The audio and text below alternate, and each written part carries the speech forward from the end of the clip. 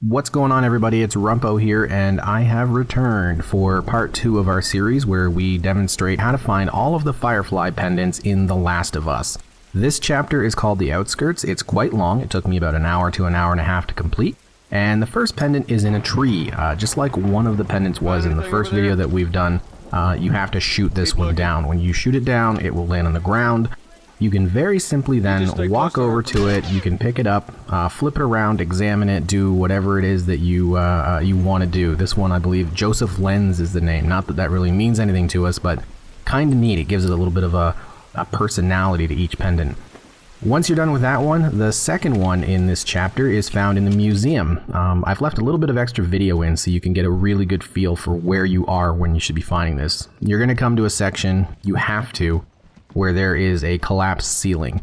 And if you climb up that and you simply head over to the left, there's a ledge.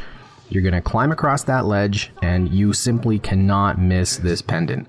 I will note that when you pick it up, you're not able to immediately view it like the other ones, or I was trying to. I mean, it says hit select on screen, but it wouldn't allow me to do so. I guess it's I had nowhere to put my backpack down. So once you jump down, you can view it if you wish, but I didn't really bother. We all know what it looks like at this point. The third pendant is just before the Capitol building. You can see there's a gazebo on the left of your screen. The ladies, Ellie and Tess, are going to head to the right. Let them go to the right. You're going to go to the left. You're going to enter the gazebo. I think you actually have to jump up onto it. And when you do, it took me a minute to locate it.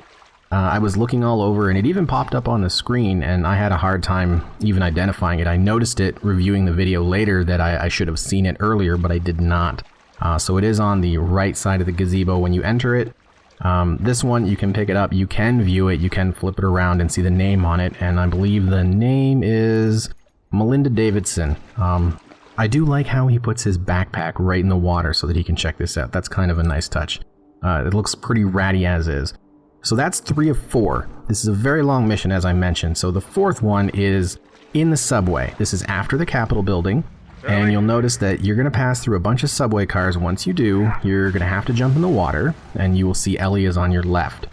Swim along, you'll be able to get to a platform, jump up on that platform, and there's actually an artifact here. Now, we're not covering the artifacts, we're only covering the pendants, but there is an artifact here by a smuggler, a dead smuggler at that. And this is where you're introduced to diving underwater. So you need to dive underwater and be careful. You can run out of air.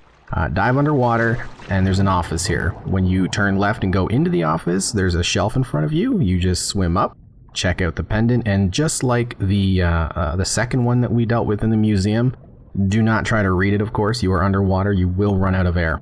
So once you get that, grab the parts as well, because I know that we all need parts. And get some fresh air. Once your air has rejuvenated, dive back down and swim to Ellie, and that is it. That is the fourth Firefly Pendant for the Outskirts chapter in The Last of Us. Hope you enjoyed it, and look forward to the next part tomorrow.